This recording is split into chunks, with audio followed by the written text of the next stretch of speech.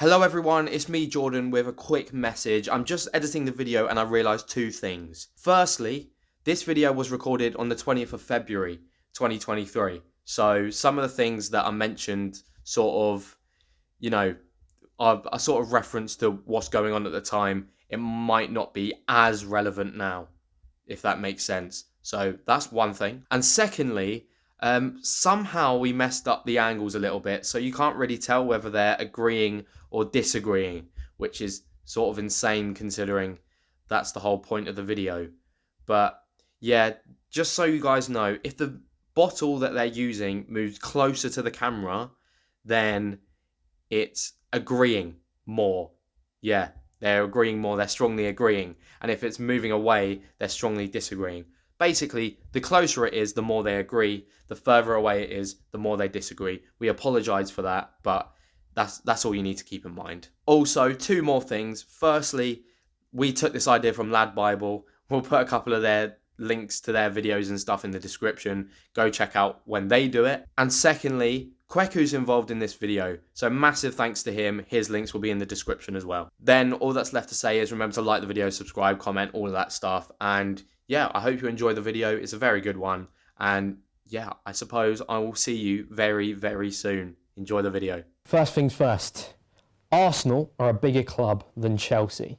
3, 2, 1, go. Oh, I'll go. No, you're being nice. No. Put over there. Okay, yeah, I'll go there. Go on. Like, okay, I mean, no one knows what a big club means. Yeah. Like, if I ask you the question, you're going to say, well, it's who's been doing it the most recently, who's got the longevity over 10 years or so. Whereas, for my benefit, I'm going to say who's won the more trophies, who's got that history. I don't want to mention the word, but I'm going to history. Like, how far does history go back though? Because I'd say that when Chelsea, because how old are you? I'm 20. When Chelsea were winning their first Premier League titles, you were a baby. That's history. Yeah, I know. Yeah, it is. But like, the thing is, if you look at it, let's just say the Premier League era, when Chelsea started, I'm not saying Chelsea aren't Man City, you weren't crap when you got overtaken, but there was, you didn't win any titles before that. You won like an FA Cup or something, but still, with Arsenal, there's that longevity, there's that history, there's like, even if you go far back, Arsenal have been a big fixture in the Premier League. They're the longest reigning club in the Premier League. Yeah. We've always been there. I'll admit, we've never had like a long period of dominance in the same way as Chelsea. We haven't won in Europe, which is a shambolic thing. We've lost like 3 European Cup finals, but then you've got, 3 league titles in like the 1930s, got the 1970s. We've rarely gone 2 decades without winning the top division. We better win it this year. We better win it this year. But Chelsea, I get the point with Chelsea, and and I'll be honest, when Chelsea won the second Champions League, I was gutted because I thought that's a big thing in the argument, but... Yeah, it's an interesting one, but Arsenal fans have because you went invincible in 2003, 2004, that's almost 19 years ago. So it depends on how far you want to say history goes back, because the year after that, we won our first Premier League title. So if the invincible season's history, then our first league title's history and the second league title's history. So there's so many different arguments for it. Despite the fact that I'm a huge Chelsea fan, I'm also a realist. Arsenal are a huge club. Arsenal are a club that's steeped in history, never been relegated from the Premier League. I don't know if they've ever been relegated from the top division. I mean, we have been. There's dubious legalities behind it, but I won't go into it. But Arsenal are a huge club, and I think in this country, when you're looking at the pantheon of football clubs, you're looking at Man United, you're looking at Liverpool, you're looking at Arsenal. They are the 3 clubs that have been historically the biggest for the longest. But history is rewritten. History, you have to update your resume, and if you look at the last 20 years of football, Chelsea have been the most successful team in England. We've won 2 European Cups, we've won 2 Europa Leagues, we've won 5 Premier League titles, we've won endless FA Cups, probably should have won a few more, we've lost the last 3 finals, won multiple League Cups. We've won everything there is to win, and last year we completed the set by winning the Club World Cup and by winning the European Super Cup as well. So Chelsea are, in their own right, a huge club. Even the years before Roman Abramovich bought the club, the 5 years before that, Chelsea won multiple FA Cups, they won a League Cup, they won European Super Cup, they won Cup Winners' Cup. So Chelsea are a big club in their own right. The only reason why I'm putting disagree is because I am a big Chelsea fan, but I am also a realist as well. Arsenal are a very, very big club, but it's Chelsea, the only team in London to win the European Cup. Yeah, I mean, you mentioned, the Europe stuff does do my head in, and I pray to God that we win it at some point, because then that that to me completes the argument, Yeah. because then it's like that's the set realistically. But when you mention like the fact that Arsenal, United, Liverpool, it's just the fact that, you know, Arsenal have been there, done that. We've been a big club that whole time, and you know, we've never really gone away from that. We're still judged as a big club. We're still like, it's not like Forest or something where there's been a, you know, we've had our bad patches, but you know, we're still very much up there. And Tell me, can you tell me another huge club in European football that's not won the European Cup? There ain't one. Like, if Man City. Man City, yeah, but we all know what Man City is, and they're but like, you can't be, in my opinion, like a European powerhouse, the likes of Juventus, AC Milan, Inter Milan, Real Madrid, Barcelona, Bayern Munich, Manchester United, Liverpool, Chelsea. Like, they've all eventually won a European Cup. Arsenal have got to what, one final, lost that, one final in your history. I mean, we've got. I mean, I'm not going to. I mean, I might expose us because the record's even worse. Because it's one Champions League final, one Europa League final, but we have won European trophies that people don't know about. We won the Club Winners' Cup, which is basically what the Europa League is now, quality-wise. But I mean, we're not a European powerhouse, but we are. I mean, I don't know if this phrase has been coined. We're a domestic powerhouse. Yeah, if anyone says that, but. Yeah, I mean, I don't think either of us are switching. No, I do you know what? I think that like the truth probably lies somewhere in between. Yeah. You're never going to disagree with it, and I'm never going to agree with it. So I think we're happy to disagree. Chelsea have produced better youth players than Arsenal in the last 5 years. 3, 2, 1, go. I'll start on this one. Yeah. I feel like when you look at the Cobham Cubs and you look at the players that come through, and you look at the players that are disrupting big teams in Europe, I'm not just talking about players who still play for Chelsea now. I'm looking at Fikayo Tomori, who's one of AC Milan's most integral players. I'm looking at Tammy Abraham, who's found a home at Roma. Chelsea, in terms of if you look at the England team, have had so many contributing players, and then you look at the Reece James and you look at the Mason Mounts and you look at the Conor Gallagher's who are still at the club right now. Chelsea's academy has been it's unprecedented, really. And then you look at the FA Youth Cups as well. You just look at the success across the board from the academy, and then you look at some of the coaches that have gone on to do big things as well. I think Chelsea's academy right now is one of the best in the world, up there with Ajax's. The one thing I would give Arsenal, though, is that the best academy product comes from Arsenal, because Bukayo Saka, in my opinion, is one of the best wingers in the world. I mean, with us, like, you know, obviously you mentioned Saka, that's already in the argument. He's, you know, probably, I mean, if you don't think he's world class, he's going that direction, you know, as a youngster. You've also got Emil Smith-Rowe, who I think, you know, he has his injury problems, but at the top of his game, he's a top player. But then you've also got players like, you mentioned Tomori at AC Milan, I'll mention Ismail Benacer at AC Milan, who was also from Arsenal, and he's starting in their midfield, he won the title. And, you know, I mean, maybe Donny O'Mara's not the best shout, he's not doing too well at Dortmund, but, you know, you've got players from our academy who are going across Europe, Fuller and Balogun, who's top scorer ahead of Mbappe, in the French league, still under our books. You know, we're kind of going through, I mean, with Cobham, I feel like in terms of your generation's a little bit older than us, so they're kind of already out there. Of ours, apart from Sak, who's developing way too ahead of schedule for a human being, the rest of them are kind of still just earning their fruits to labour a bit. Yeah, and if you look at the last 5 years, and I'd agree that it's a little bit closer, but I even look at Andreas Christensen, who's playing for Barcelona, who are the best team in Europe, arguably at the moment. There are just so many examples of players that have come from Chelsea's academy. And also, Chelsea have got a wholesome culpability. Chelsea probably should have produced more academy graduates in terms of the amount of top players that have come out of Chelsea's academy. The reason why I wouldn't be too inclined to strongly disagree with what you're saying is that, like, if you look at it and you pull all of those players together, Bukayo Saka's the best one. Like, Reece James has injury issues. I'd love to say Reece James has a higher ceiling than Bukayo Saka, but he's Arsenal's arguably best player, and he's 20, 21 years old. He's absolutely incredible, and I'd love to have him at Chelsea. I mean, yeah, the one difference I'd say between the two clubs is that you will obviously, you're criticised because you get rid of too many players. Like Tomori, there was no real reason to sell him.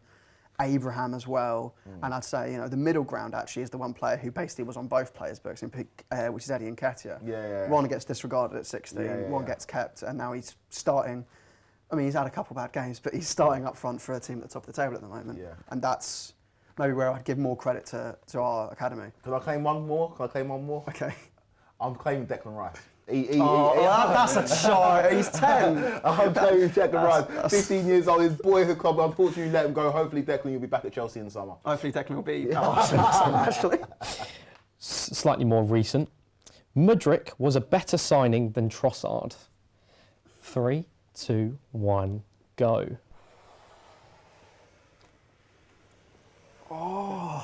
How far can I get it?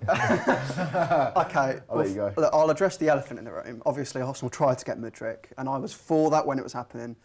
Not because I knew anything about Modric, not because I've watched the Ukrainian league or anything. It's because if Mikel Arteta identifies a target, I've got faith in that, whatever it is. So I do think he's probably a good player because we've identified him.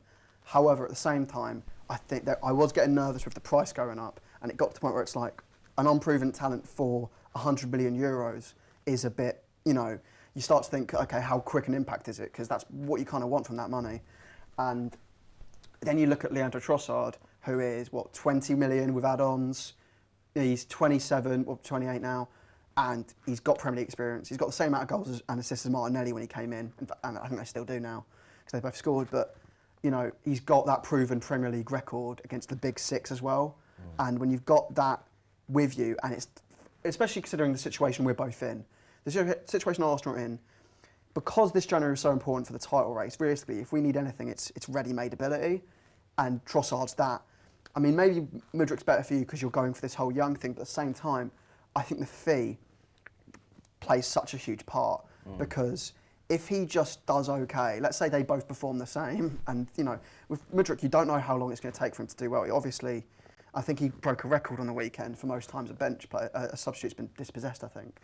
And, I don't want to point fingers because I don't want to be that, have an agenda or anything, but if you say which player's doing better already, I think you'd lean it towards Trossard.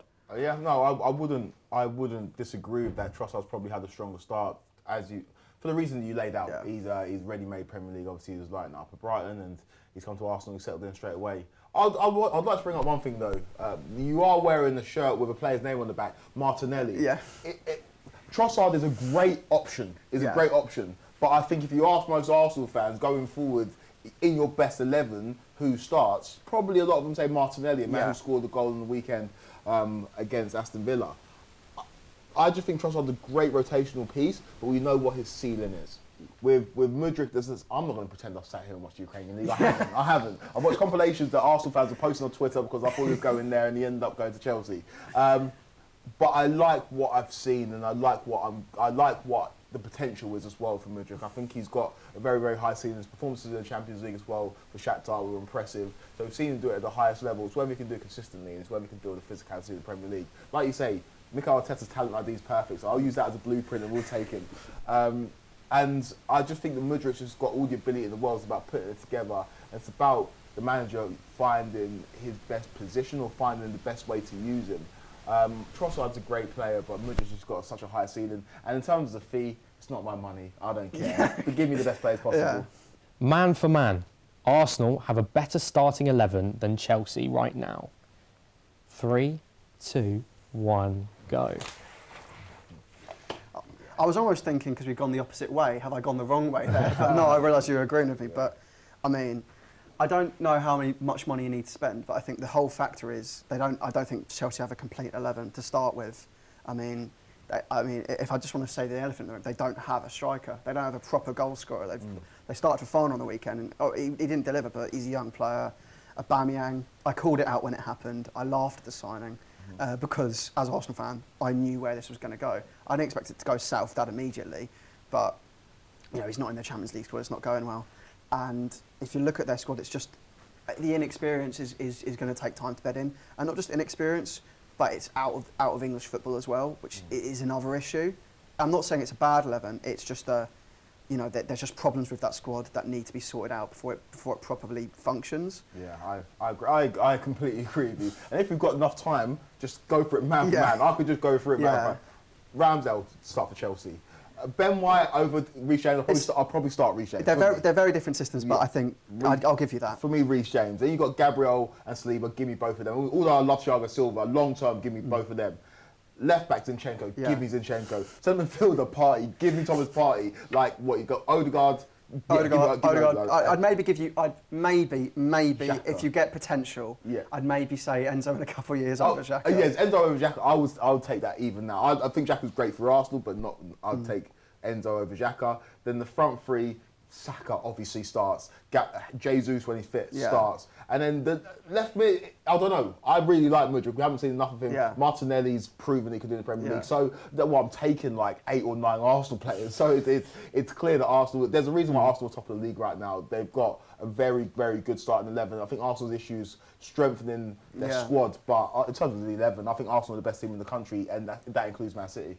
And to be fair, I mean, he's done my point for me there, so I can't really complain.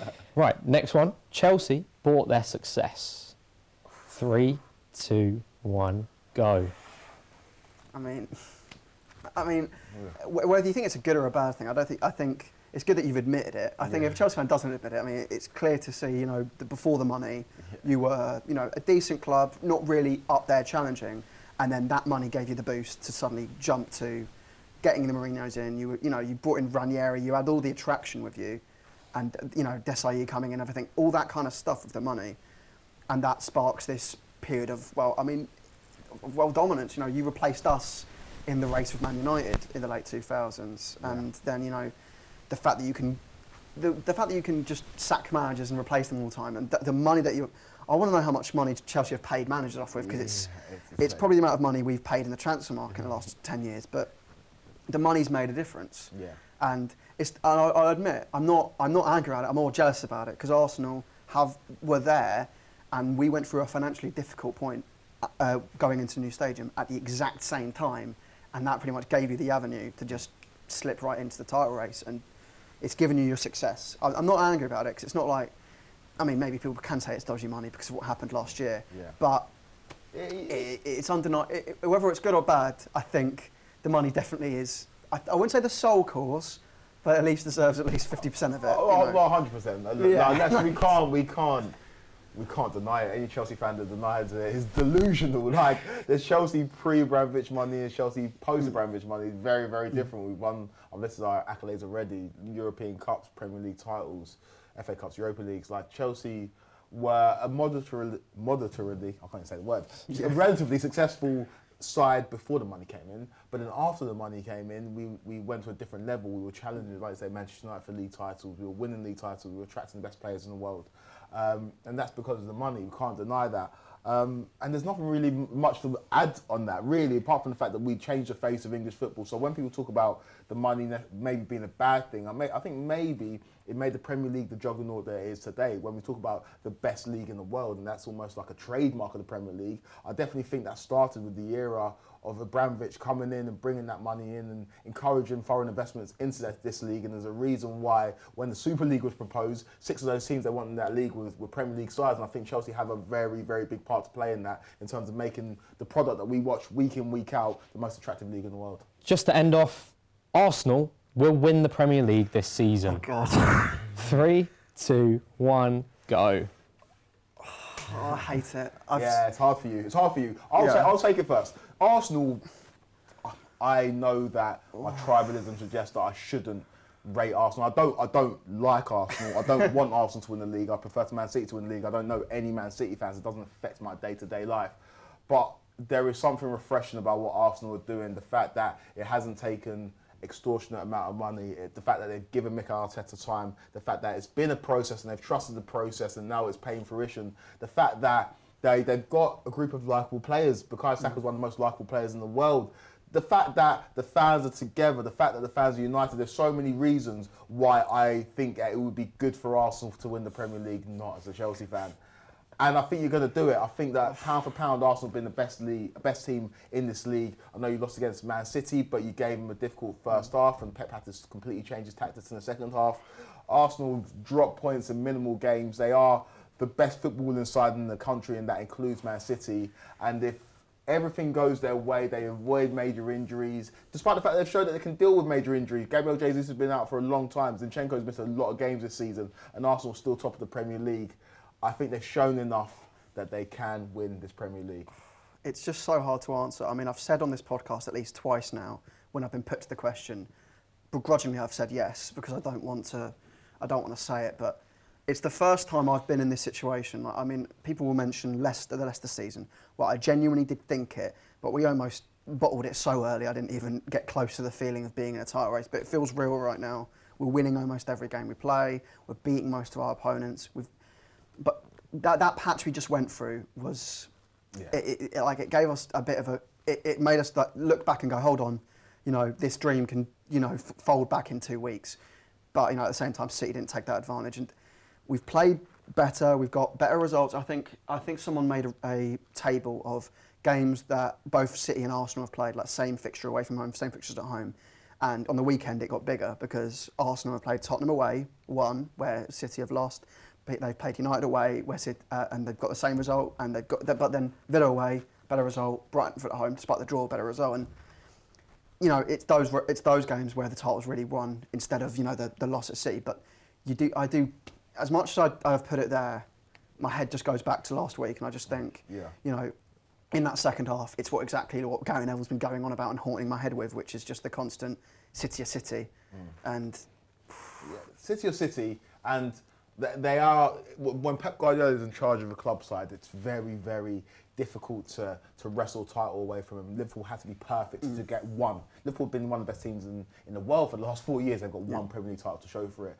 Jose Mourinho had to put up 100 points in Spain with Real Madrid to wrestle that league title away from Pep Guardiola. And then Conte got one in 16-17 in Pep's first season in English football, where he's learning the game. Apart from that, Pep's won all the other league titles. The fact that Arsenal pushed him this far is credit to Arsenal, credit to Mikel Arteta. And I'll tell you what, in the summer, Pep Guardiola will never be selling a City player to Arsenal ever again, because he's created a monster, he's created a protege, and I think that Arsenal are going to win the Premier League.